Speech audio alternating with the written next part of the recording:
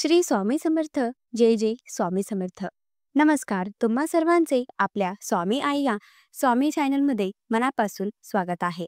स्वामींच्या कृपेने नेहमीच तुमच्या आयुष्यात सुख, समाधान आणि आनंद असावा, इतकीच मी आपल्या स्वामींच्या चरणी प्रार्थना करते आणि आपल्या आजच्या या नवीन आणि सुंदर व्हिडिओ पुन्हा एकदा नव्याने सुरुवात करते. भक्तांनो, मग मी नेहमीच तुम्हाला आपल्या स्वामी आई या स्वामीमय चॅनलमध्ये श्री स्वामी समर्थ महाराजांचे भक्तांना आलेले अत्यंत अद्भुत अनुभव सांगत असते. असंख्य वेळा स्वामी भक्तांच्या घरी घडलेले दिव्य चमत्कार मी तुम्हाला आपल्या चॅनलवरती पुराव्यासकट दाखवत असते. मात्र आज मी तुम्हाला स्वामींच्या निस्सीम भक्त असणाऱ्या साक्षात रूपी श्री स्वामी समर्थ महाराजांचं दर्शन घडवणाऱ्या श्री स्वामी सेवेची महंत सांगणाऱ्या एका स्वामी भक्त ताईंचा अत्यंत रोमांचक, अंगावर शहारा आणणारा एक दिव्य आणि सत्य अनुभव त्यांच्याच शब्दात आज मी तुम्हाला सांगणार आहे. मनगोमन आपला आजचा हा अनुभव आहे विष्णुपुरी येथे राहणाऱ्या स्वामीच्या परमभक्त गायत्री कराळे या ताईंचा, आणि पुढील हा संपूर्ण अनुभव या ताईंच्याच शब्दात. ताई म्हणतात, सर्वप्रथम सर्वच स्वामी भक्तांना माझा नमस्कार. श्री स्वामी समर्थ. जय जय स्वामी समर्थ. मी खरं तर माझं संपूर्ण आयुष्य हे अत्यंत सर्वसामान्य. माझे वडील एका कंपनीमध्ये सेल्समन म्हणून काम करत होते, तर माझी आई घर सांभाळायची. मी आणि माझा मोठा भाऊ आम्ही दोघांनी IT पर्यंतचं शिक्षण घेतलं. माझ्या भावाला अजून शिकायचं होतं, त्यामुळे बाबांनी त्यांचा दुसऱ्या राज्यात पाठवलं. 2 वर्षांची डिग्री घेतल्यानंतर तो तिथेच कामाला लागला. त्याच दरम्यान माझ्या बाबांच्या ओळखीतल्या एका मित्राने मला लग्नासाठी एक चांगलं स्थळ आणलं. घरच्यात सर्व काही पसंत आलं आणि घरच्यांनी हे लग्न फिक्स केलं. अवघ्या 1 महिन्यामध्ये माझं लग्न ठरलं, साखरपुडा झाला आणि माझं लग्न झालं. ज्या घरात मी लग्न करून गेले त्या घरातील सर्वच लोकही प्रचंड श्रीमंत. माझे सासरे हे पॉलिटिक होते, तर माझे पती हे मोठे कन्स्ट्रक्टर होते. घरात भरपूर पैसा, तर पैशासोबत घरातल्या प्रत्येक व्यक्तीला तितकाच त्या पैशाचा माज सुद्धा होता. मला प्रत्येक गोष्टीवरून हिणवलं जायचं, प्रत्येक गोष्टीवरून मला टोमणे मारले जायचे. मी जेवताना, उठताना, अगदी कोणाशी बोलत सुद्धा असेल तरी माझा अपमान करायचे. फक्त मी गरीब घरातले होते म्हणून सतत मला अपमानित केले जायचे. पण माझ्यावर आई वडिलांचे आणि श्री स्वामी समर्थ महाराजांचे संस्कार होते. मी कधीच कुणाला उद्धट बोलत नव्हते. मी कधीच कुणाला उलट उत्तर देत नव्हते. मी काम करायचे, शांतपणे सर्व काही ऐकायचे आणि मी फक्त स्वामी सेवा करायची. खरं तर मला जॉब करायची खूप इच्छा होती. लग्नानंतर 6 महिन्यांनी जॉब सुद्धा केलं. मात्र त्यांच्यानंतर माझ्या सासूबाईंनी मला विरोध केला. मग त्यांच्यामुळे मी माझा जॉब सोडून दिला. आता घरातलं सर्व आवरणं आणि घरातलं बसून स्वामी सेवा करणं या दोन्हीच गोष्टी माझ्या अगदी वयाच्या 5व्या वर्षापासून मी स्वामी सेवेत होते. जेव्हा मला काही समजत नव्हतं तेव्हा बाबांनी मी स्वामी आणि अक्कलकोट याबद्दल सतत माहिती विचारत असायचे आणि त्यांच्यावरून बाबांना कळालं की मला अक्कलकोटच्या स्वामी समर्थांचं खूप वेळ आहे. मग बाबा मला अक्कलकोटला घेऊन गेले. तिथून स्वामींची मूर्ती घरात आणली. प्रत्येक वर्षी माझे बाबा मला अक्कलकोटला न चुकता न्यायचे. मी खरं तर बाकी कुठल्या देवांना इतकी मानत नव्हती, पण श्री स्वामी समर्थ महाराज म्हणजे अगदी माझे दुसरे बाप होते. त्यांच्याशिवाय मी असंख्य पारायणे, गुरुचरित्र सारामृत, नवमनाथ पारायण अशी असंख्य पारायणे माझी सुरूच असायची. प्रत्येक 6 महिन्यात मी 1.25 लाख श्री स्वामी समर्थ मंत्रांचा जप करायची. आता लग्नानंतर सुद्धा मी सेवा तशी सुरू ठेवली. पण मी सेवेला बसली की सासू मला त्रास द्यायची, कामच चुकार म्हणून मला हिणवायची. माझी मोठी जाऊबाई सुद्धा माझा उठता बसता अपमान करायची. ज्या नवऱ्यांच्या जीवावर मी तिथे गेले तो अगदी नवरा सुद्धा मला सतत त्रास द्यायचा.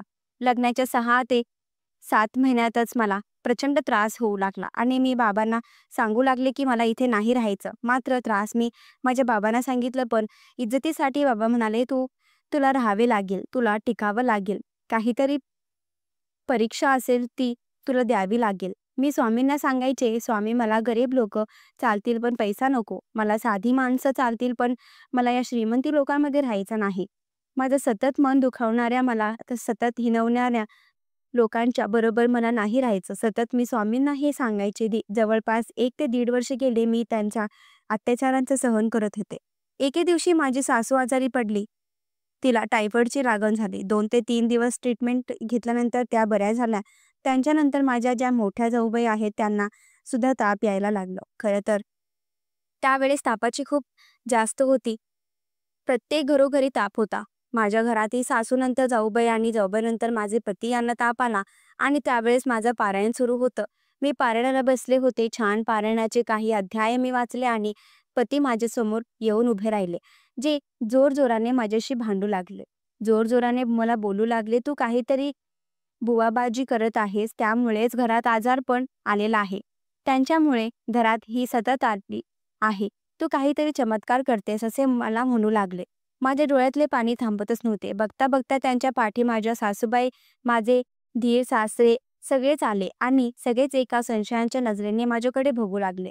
तिथे स्वामींची सेवा करत होते, तिथे मला बुवाजी करते म्हणून खोटे ठरवले. कारण पौर्णिमेला, अमावास्येला किंवा विशिष्ट तिथीला मी उंबाड्याची पूजा करायचे. दारात छान दिवे लावायचे, घरात हळदीचे पाणी शिंपडायचे, अंघोळीच्या पाण्यात मी गौमूत्र घालायचे. असे छोटे छोटे समृद्धीसाठी, सुखासाठी मी उपाय करायचे. मात्र माझ्या त्यांच्या उपायांना माझ्या घरातल्यांनी खोटं ठरवलं. बुवाबाजी करते म्हणून त्यांनी मला हिणवलं.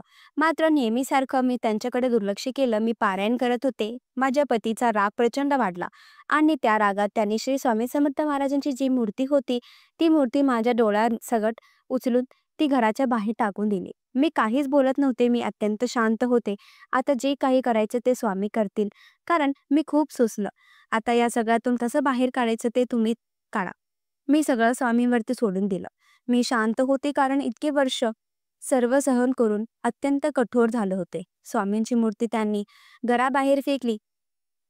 मी माझ्या बेडरूममध्ये जाऊन बसली. शांत होते. मनातून पूर्ण तुटले होते. खूप रडू आले होते कारण ज्या मूर्तींची मी इतकी वर्ष पूजा केली त्यांनी मी माझे बाप समजले. आज त्यांनी माझ्या घरातून हकलून दिले. आज त्यांनाच या घरातून बाहेर काढले. म्हणून माझ्या मनात माझ्या सासऱ्यांच्या प्रत्येक व्यक्तीबद्दल फक्त मला राग होता. पण तरीही शांत होते कारण मला आता स्वामींचे चमत्कार पाहायचे होते.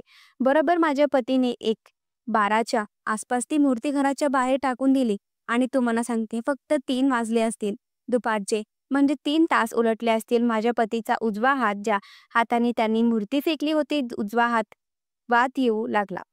त्यांचा तो हात काम करण्यास झाला. अगदी माझ्या सासूबाईंना सांगितलं की माझ्या हाताला काहीतरी होतं, माझ्या हाताला काहीतरी झालं. पुन्हा त्यांचा दोष ते मला द्यायचे. तुझ्या स्वामींनी काहीतरी केलं, तुझ्या स्वामींनी बुवाबाजी केली असेल मला म्हणून लागले.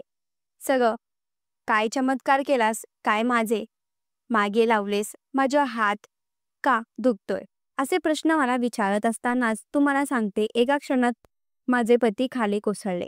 माझ्या सासऱ्यांनी त्यांनी दिराले जेव्हा त्यांना हॉस्पिटलला नेले तेव्हा सांगितले की संपूर्ण उजव्या बाजूचे जे त्यांचं धड आहे, म्हणजे पाय होता, तिकडचा पूर्ण भाग निकामी झालेला आहे. जेव्हा डॉक्टरांनी सांगितलं पॅरालिसिसचा हा मोठा अटॅक आहे, नशिबाने जीव वाचले, मात्र उजव्या बाजूचं पूर्ण धड हे त्यांचं निकामी आहे. हे सर्व ऐकून प्रत्येक व्यक्ती थक्क झाला.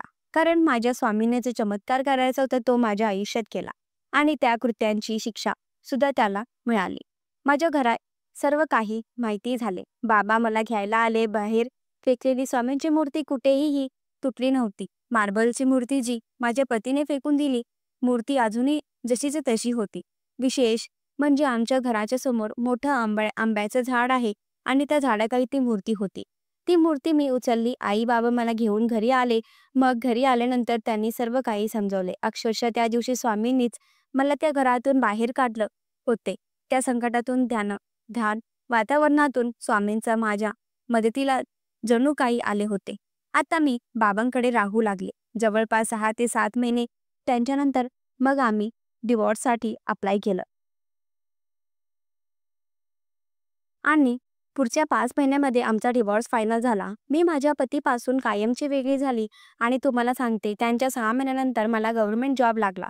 मी IT करून गव्हर्नमेंट जॉब, सरकारी एक्झाम असताना त्यांची तयारी करत होते. खरं तर त्या घरामध्ये मला कुठल्याही प्रकारचा अभ्यास करण्यासाठी वेळ मिळत नव्हता. कुठलाही पुस्तक उघडत केले की ते लोक संशय घ्यायचे. पण जेव्हा मी घरी आले, अभ्यासाला सुरुवात केली, मी सरकारी नोकरीला लागली. स्वामींच्या कृपेने तो नोकरी मला मिळाली आणि त्या नोकरीनंतर अवघा 1 वर्ष गेला आणि मग माझ्या घरचे पुन्हा माझ्यासाठी लग्नासाठी आले. पुन्हा त्यांनी लग्नासाठी 2-4 स्थळ आणून आणि तू लग्न कर असे म्हणू लागले. पण इतक्या गोष्टी घडल्यानंतर लग्नाची इच्छा माझ्या मनातून पूर्णपणे संपली होती. मी लग्न नाही करणार असे ठरवलं होतं आणि जर कधी केलं तर माझ्या मर्जीनं करेल असे मी बाबांना सांगितलं.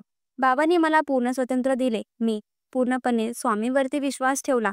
त्यांच्यानंतर तुम्हाला सांगते, ज्या ठिकाणी मी काम करत होते त्या ठिकाणी अनिल नावाचे एक गृहस्थ होते, जे अत्यंत हुशार होते. माझ्यापेक्षा वयाने 2 वर्ष मोठे होते. ते आमच्यापेक्षा सिनियर असूनही सर्वांना सांभाळून घ्यायचे आणि एके दिवशी त्यांनी मला लग्नासाठी मागणी घातली. मी स्वामींना कौल्य लावला, स्वामींना होकार दिला आणि मग त्यांच्यानंतर घरी सांगितले. त्यांच्या घरच्यांनी माझ्या घरी मागणी घातली आणि मग त्यांच्यानंतर आमचे लग्न झाले. आज आमचा सुखाचा संसार आहे. आज आमच्या संसाराला 4 वर्ष उलटून गेलेली आहे. आम्हाला एक छोटासा मुलगा सुद्धा आहे आणि तुम्हाला सांगते, स्वप्नातही नव्हतं एवढं सुख आम्हाला मिळत आहे. कुठलीच कमतरता नाही, कुठल्याच गोष्टीची कमी नाही. आज आयुष्यात सुख, समाधान, पतीचं सुख, मुलाचं सगळं काही स्वामींनं मला दिलं. खरंच काही भोग हे भोगूनच संपावे लागतात. कदाचित मी स्वामी सेवेत नसते तर माझे भोग कधीच संपलेच नसते.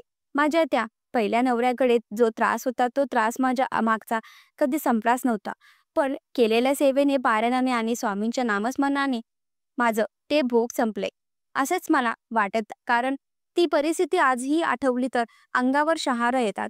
तो त्रास आजही आठवला तर अक्षरशः डोळ्यात पाणी येते. पण त्या प्रसंगातून मी बाहेर पडले. खंबीरपणे माझे वडील, माझे स्वामी माझ्या पाठीशी आहेत आणि आज हे एवढं सुख माझ्या पदरात आले ही फक्त स्वामी कृपा आहे. खरंच श्री स्वामी समर्थ महाराजांची सेवा मनापासून केली, निष्ठेने केली तर स्वामी आपल्या प्रत्येक वाईट प्रसंगात धावून येतात आणि आपलं रक्षण करतात. श्री स्वामी समर्थ. जय जय स्वामी समर्थ. भक्तांनो, तुम्हाला आजचा हा अनुभव कसा वाटला कमेंट करा. तुमचेही असे काही अनुभव असतील तर आपल्या चॅनलला शेअर करा. श्री स्वामी समर्थ. जय जय स्वामी समर्थ.